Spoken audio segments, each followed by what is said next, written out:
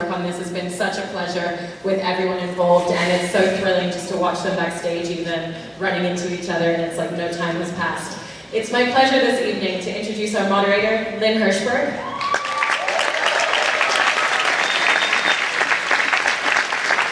Michael Madsen.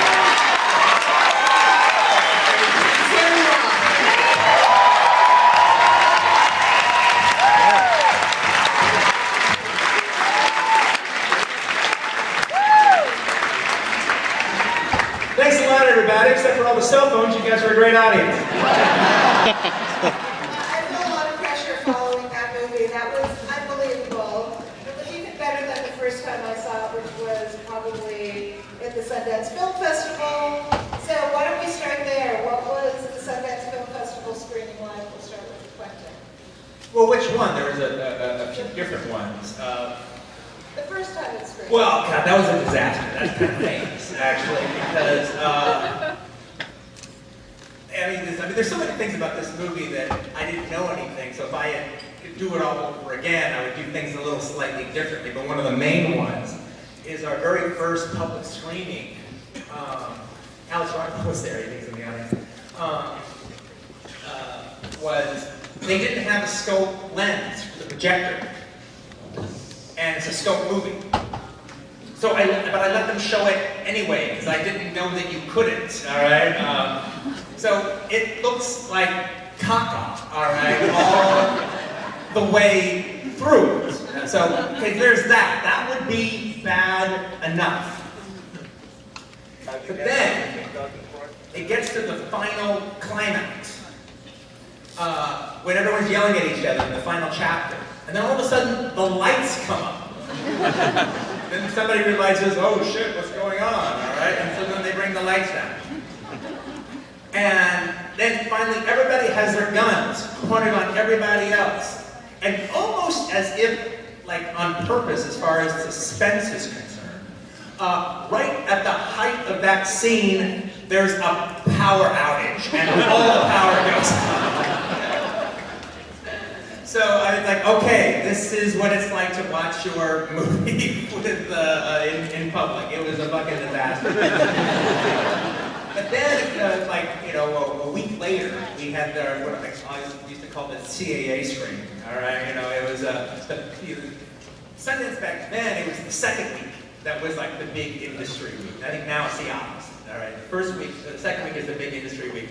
And so then all the, agents and executives and like Faye Dunaway was in the audience, and the cast was in the audience.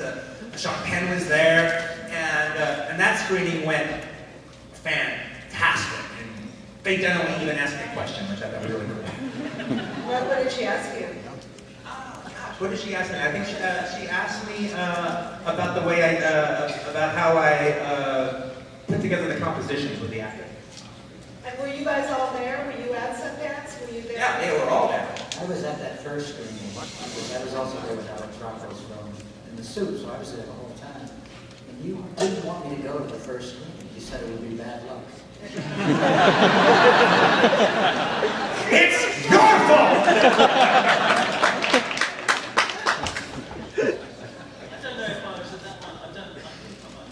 No, you were.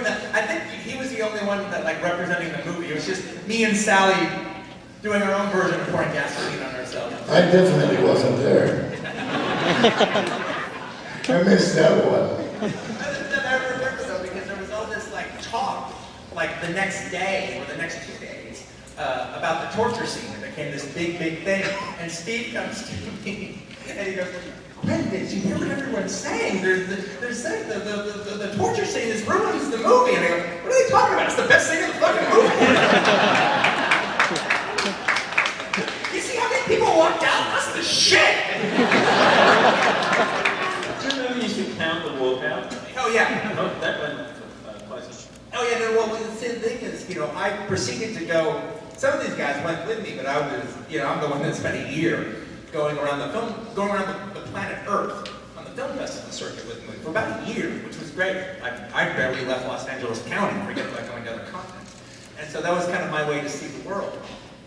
And, the thing about it is, in a film festival screening, no one really knows what they're going to see. They just get the program and hear a synopsis, and that's that. So, by the time the movie comes out, people have a bit more of an idea what they're going to see. They've read the reviews and this and that and the other. So it's understandable somebody gets a ticket for that at a film festival, and maybe this is not what they want to see, and they have to leave.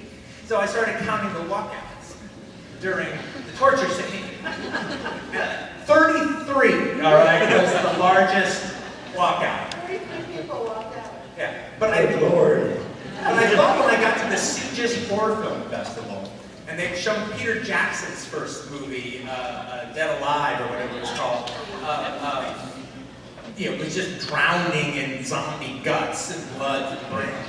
All right, okay, well, finally I've got an audience that won't walk out.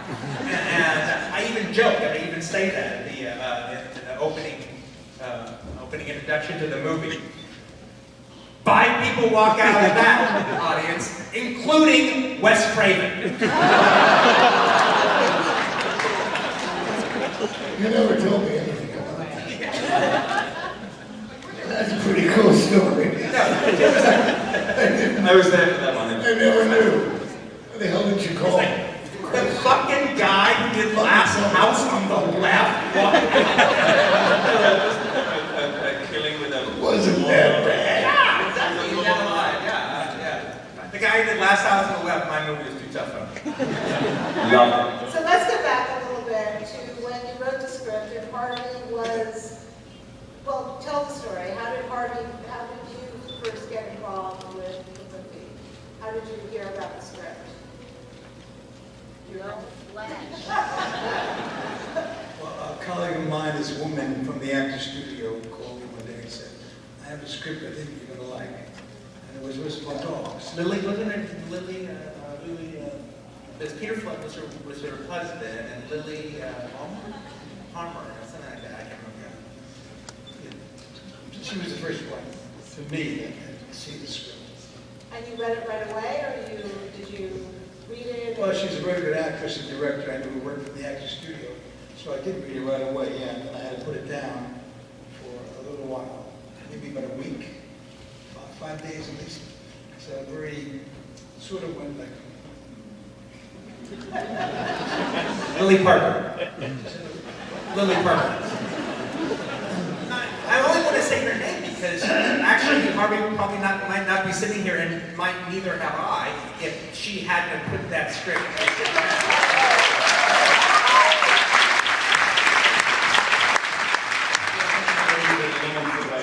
Then I called somebody, Lawrence Pender. Yes, I think I've heard about this phone message. You left a phone message. Oh, I couldn't believe that. Harvey was my favorite actor. I used to see everything Harvey would do like twice or 3 times or whatever. That was the bad ones, Offbeat, I saw like 3 times, all right? So the thing is, though, it's like our dream was to get Harvey as Mr. White. And then all of a sudden, so we had this connection. It was like Lawrence Bender's acting teacher, Peter Flood's wife knew Harvey, that kind of Christmas tree effect. But this is the time that it worked. And the next thing we know, Harvey is leaving a message on Lawrence's answering machine saying, I've read the script, I love it, I want to be in it, I would even like to help you produce it to get it going, give me a call back. And I think we danced around, and it was an amazing experience, and that was the beginning of the beginning. And did you want anything changed? Did you just know from the beginning you were Mr. Mr. White? No, we talked about it really, and I also liked the part that Michael played, Yes. but I didn't think I could play it. And I was right, because he and Chris Penn did one of my favorite scenes of the movie together. And so Quentin wanted me to play Mr. White, I said yes. And then how did the casting go after that? How did you find these amazing people? Well, the rest happened through normal casting. You know, we were all set up in Los Angeles because that was all the money that we had. So we had the casting director from LA Law. They were doing their hiatus was going on. And so, you know, Tim came in and Michael came in and Chris came in. I really liked the idea of Lawrence Turney. He came in. We met a lot of different, a lot of different people. I mean, a lot of really wild people came in and read for the parts. Tom Waits came in and read. I had Tom Waits read the Madonna speech just so I could hear Tom Waits say.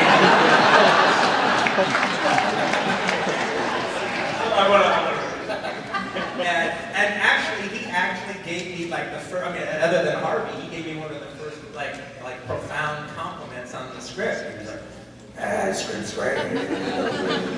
It's poetry." You know, no one had ever called my work poetic before. That was my poet, no less. That's pretty good. And then finally, Harvey was like, guys, it's just not right that they're not going to New York.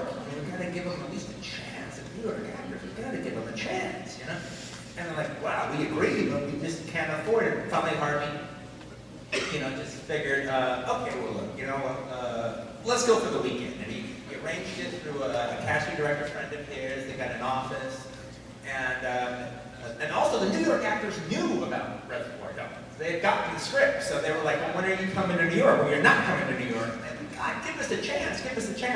So we had one weekend, and Harvey paid for me and Lawrence to fly to New York, and got us a couple of hotel rooms at the Mayflower.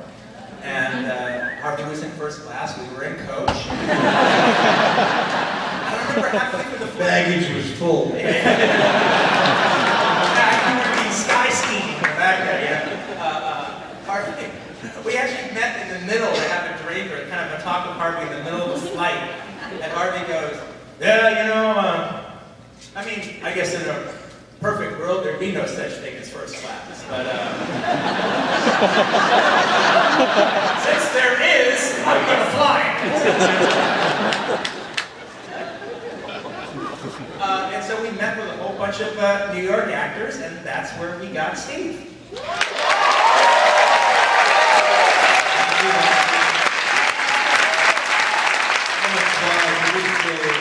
I enjoy reminding Steve Buscemi that he owes me his career. You only 25 bucks. And were you always Mr. Pink? Did you audition for Mr. Pink? Hey, Quentin, remember when I told you I wanted to be Mr. Pink? Actually, these guys all, except for Tim, these guys all wanted to be different parts. I was pretty clear. I remember reading for another part, but I can't remember which one it was. I came in and I read for Mr. Pink. Yeah, Quentin actually let me do it, even though I was already Mr. Blonde. I went through the whole thing. I did all Mr. Pink's scenes. Quentin just stood there watching me. Remember, Harvey had bare feet. And at the end, I was all done. I thought I did a really great job. And I was like, yeah, man, okay. I get a lot of scenes with Harvey now. This is going to be good. Quentin looks at me and he goes, "You're not Mr. Pink. You're Mr. Blonde, or you're not in the movie."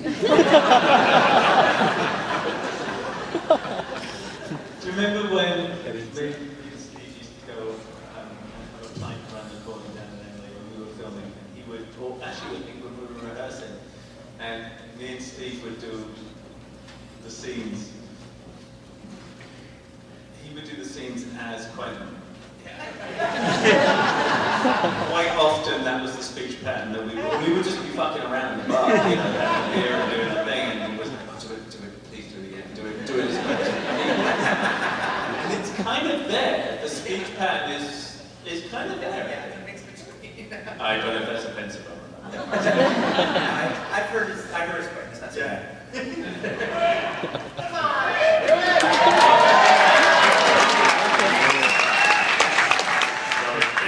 You bastard.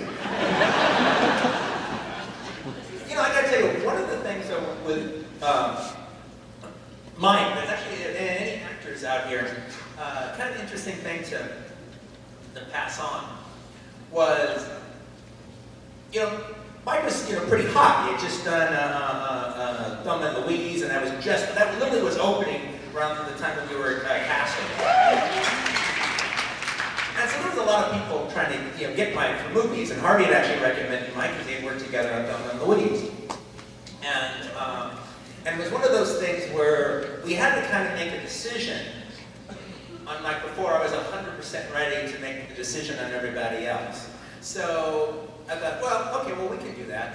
Well, let's just make it a Mr. Blonde day, all right? The whole day will be Mr. Blonde. We'll look at all the people that we like from Mr. Blonde, and we'll bring them in, and then just all day will be, you know, the final audition for Mr. Blonde. And then we'll bring Michael in at the end. So we're kind of setting it up to make it, you know, setting it up good for Michael. Nevertheless, so Michael had only read one scene of Mr. Blonde before that, and that was the scene in the office, talking to Joe. Great scene. Yeah, and so the thing is, so since it was going to be the final callback, the idea was you were to come in and do that scene, I think do one other scene, and then give us your torture scene. And so that whole day, actors all came in and they all kind of did their dance and did the torture scene and did everything else.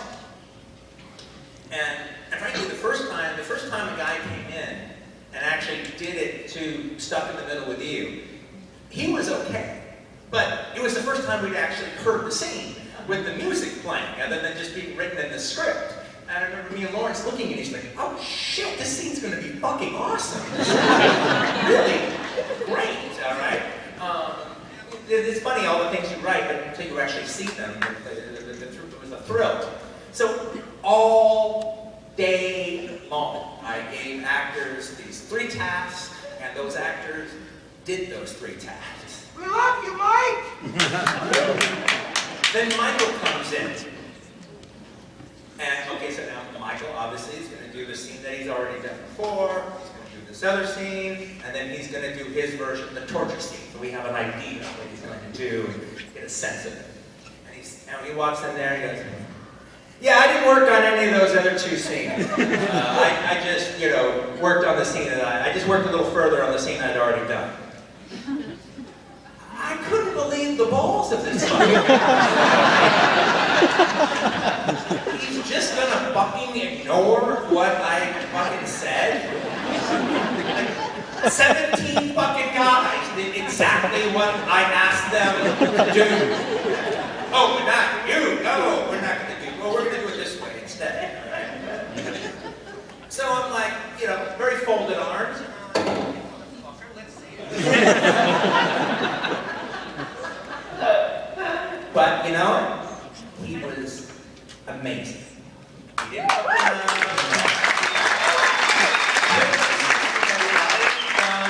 Took it to a deeper, more solid, more lived-in place that was fantastic. It wasn't an audition scene. It was camera ready. And, you know, so the thing about it is, there's a lesson to be learned there. More likely, you should follow what the director says. However, if you're going to fuck around and do some things, you do have control in that room, and you can dictate shit. If you're that good. If you do the work. And you do it.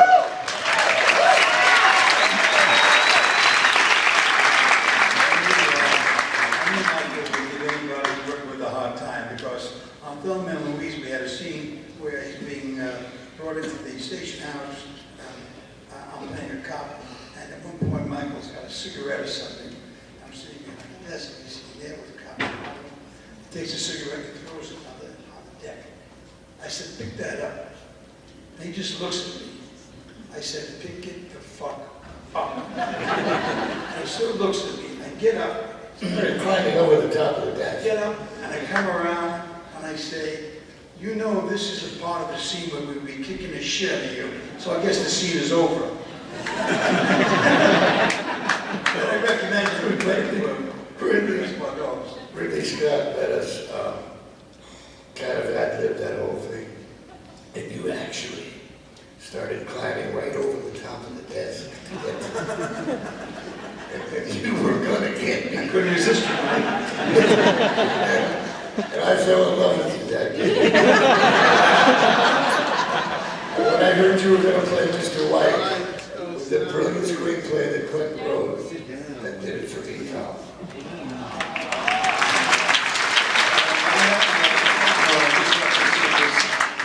In a very brief way, show you something about what rehearsals were like. We have 2 weeks of rehearsals, which is unheard of in Hollywood. We actually went to 4, because Quentin thought at one time we discussed about doing a play. We got 2, and that was great. And so during rehearsal one day, Mike comes over to me, wall stick, keep getting up, let me get up. And he says, he's coming tall, Mike. He says, you know, Harvey, sometimes I want to hug you. Sometimes I just want to punch you in the face. And I looked up at him and I said, I feel the same way about you. That's how rehearsals proceeded. But this actually raises an interesting point. So you rehearsed for 2 Weeks.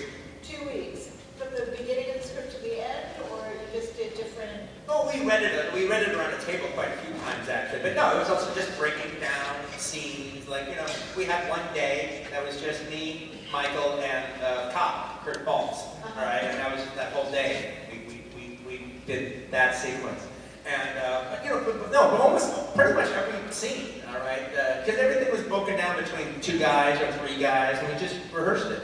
I remember actually. I had a moment that was, oddly enough, it's one of the moments I remember the most about Reservoir Dogs. I remember everything about Reservoir Dogs, frankly, but the thing that, one of my favorite memories of it didn't involve the making of the movie. It was, we had finished rehearsal, and Harvey decided to have a cast dinner at his house in Malibu. And he was renting a house there, and he had this cast dinner. And I was living in Glendale with my mom at the time. And, so if you're from California, you know, you can just take Sunset Boulevard down from Glendale all the way to Malibu. It's a long drive, but it's a cool drive. And so I'm at Harvey's place, and we're all sitting around, and we really like each other now. We've had our rehearsal. And we're sitting there, and we're having a great time. And I really realized that, gosh, you know, almost a lot of the pressure was off my shoulders cinematically. I mean, these guys were so perfect in their parts. They were so vibing with each other. They so understood the material. By rehearsing 2 weeks, they knew the material. We would shoot it. And I was like, fuck, if I just, you know, keep this movie in focus, I've got a movie. Anything else I bring to it will just be, you know, frosting. But, you know, the cake is here. It's these guys. And that, I've got that. I watched it at dinner that night. It was just a really nice thing for Harvey to do. But I remember that night getting in my car and just taking that drive all the way from Malibu to Glendale, just on Sunset, never getting off Sunset, all the little windy roads. And that was the happiest time of my life. That was the happiest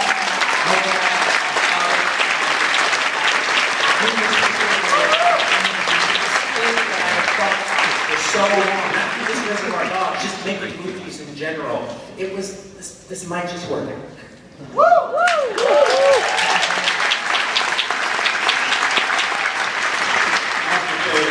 First moment I met Quentin, I was shooting in LA, and I rented this house, and he came knocking on my door. It was the first meeting, and I opened the door, and he goes, Mr. Keitel?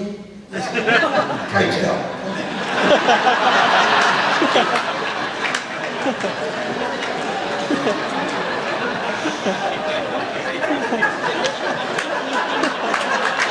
Can't say my last name. What you just said.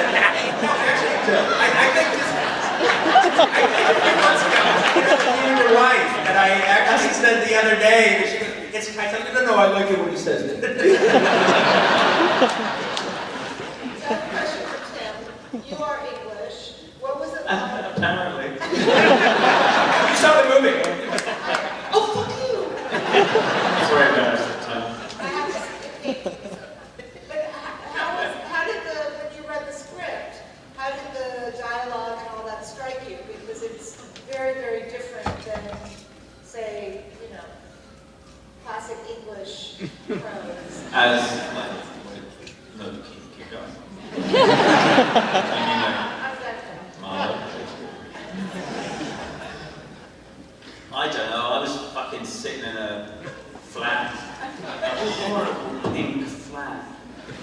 I mean, there's nothing wrong with pink.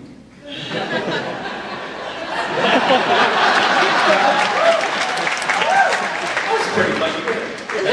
I was sitting in this flat with a coffee table in it, and I'd just done Tales from the Crypt. Fucking shit, right? So I was riding high, and there's these scripts were coming in a little bit. I mean, I was quite trembling, and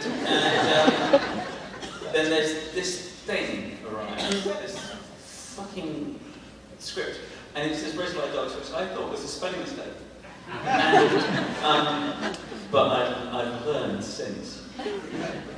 And on there's a little pencil note on the front of it saying, look at blonde, pink, and I think look at blonde and pink. I don't think even orange was on it, and I of course didn't know what that meant. And then I read it, and I reached for the phone. I was about 20 pages in, and I just, gotta do this. Plowed on through, and then the liar emerged, the bad guy, the good guy. Yeah. Arrived, and I love it. I love the idea. Excuse me, but fuck you.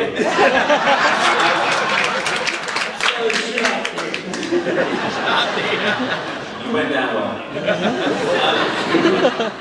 But I like the idea, and I talked to Quentin about this a lot, and Quentin was kind of interested, I think, because of Rosencrantz, right?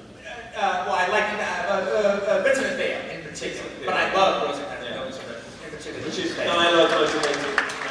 Well, also you were like this, buddy art film superstar, all right, and it was really cool. And the thing is, I didn't want Reservoir Dogs to be a straight-to-video genre movie. I wanted it to play at the Lemleys and all the art houses and stuff. I wanted it to be a genre-based art film like Blood Simple, and I thought Tim was a fantastic actor, but I also, but you had that pedigree of doing that kind of movie. But that's kind of an unusual aim, which is interesting now if you're doing films that are not destined for commercial theatre, that are not destined, that can maybe make their way up through a festival circuit and stuff. That's an unusual claim, an unusual want. Well, I knew though that when the critics reviewed it, they would have all seen Rosencrantz and Guildenstern, and they would have all seen Vincent and Thea. So they would have been talking about that, talking about the art film aspect of it. Yeah, and then I read. Wasn't that being that strategic? I'm just saying that was one of the things No, that was cracking up. No, but it was also one of those things. It's also amazing in Vincent. You're great in the movie. Yeah. Well, thanks. But we'll talk about Bob later. But the thing is that those films, you kind of put them in your back pocket and carry on through life.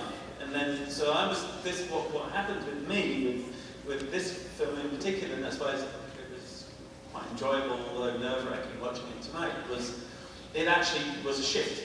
It was a complete shift in my life. We did 5 weeks, 6 weeks, 7 weeks with rehearsals, I guess. 5 weeks. 5 weeks shooting, 2 weeks rehearsal.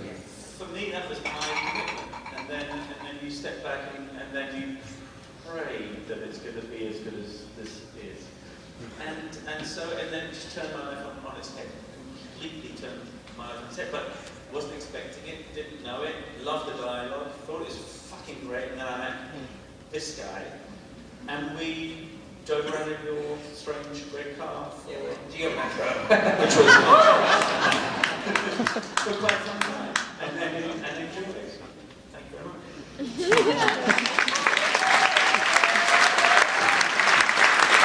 Also, met my missus during. So before this ends, I think we have to ask Michael about, your scene.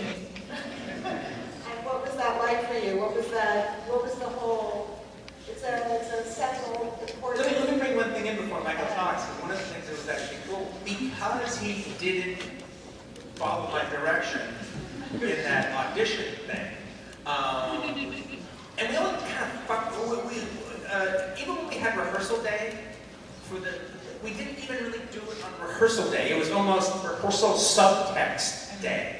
We talked about things. The guy playing the cop improvised, I got a little kid at home, and Michael just had a son, and like that fucked him up. And I don't know if I can do it, he's got a little kid. That's true, I didn't want to worry about it. I had a child, but I thought it was overkill. What would you mean? I mean, yeah, Michael, when I was just killing a cop, well, that was fun. I mean, I appreciate that. That's fun. All right? But now that they got their little kid, it's not going to be so much fun, And so Michael has always thought that Tim is the bad guy. All right? Absolutely, positively. Tim is the bad guy as far as Michael is concerned. All right? But the thing is, but then we talked about it and everything, but we never actually did the dance to the song until the day we shot it. You wrote it to the song. Absolutely, right now it says it there. Oh, that's true. You Like never, a middle of the year. you never made me do it in rehearsal because I was so intimidated by it. I didn't know what to do. I didn't know what the fuck. I remember you really wanting to do that. I mean, I didn't know if I wanted to do it or not. Yeah. I mean, I think in the script it said, Mr. Blonde maniacally dances around. I remember specifically that's what it said. And I kept thinking, what the fuck does that mean?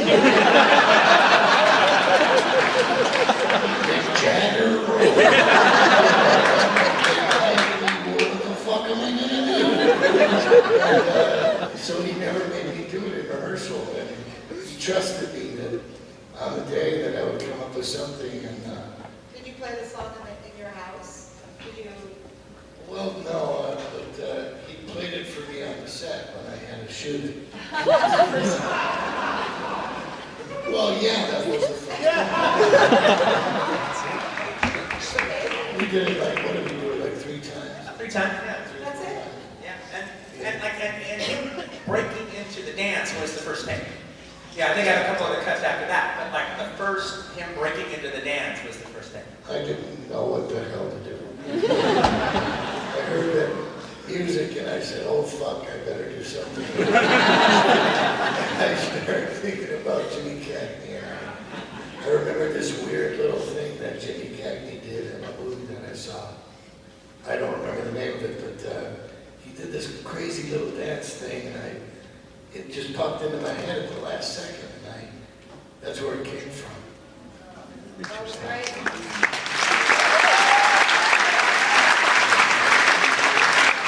I also had a situation during that year of going around the world, so I'm like being interviewed in different languages by different reporters, Japanese, Spanish, Brazilians, and everything.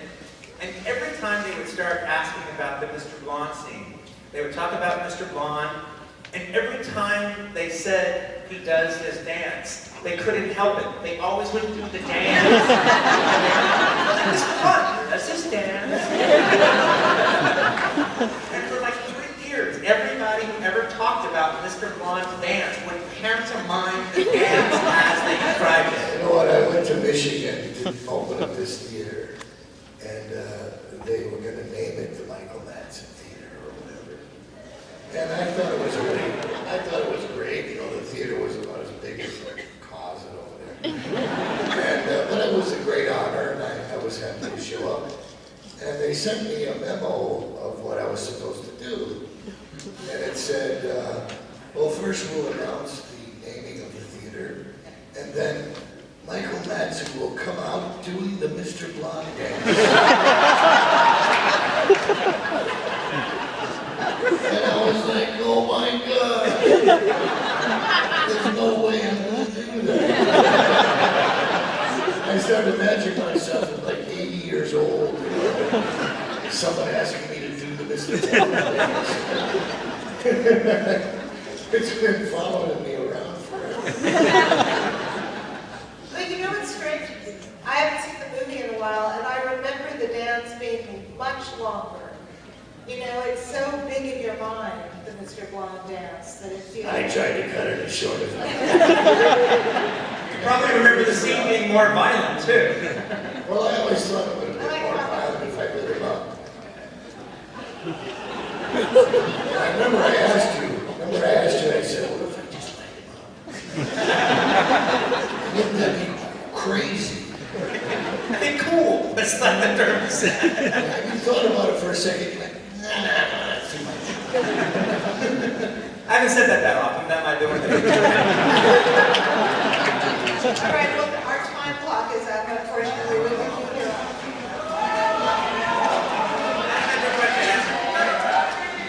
I just want to end with one thing, which is you brought the movie back to Sundance. Yeah. What, like 3 years ago? Yeah. As you said.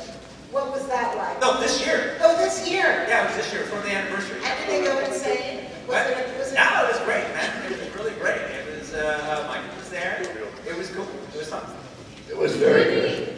The Sundance thing was fantastic. Well, I just want to say personally, I've said this to Quentin before, but I feel like the audience agrees with me. Thank you guys so much for making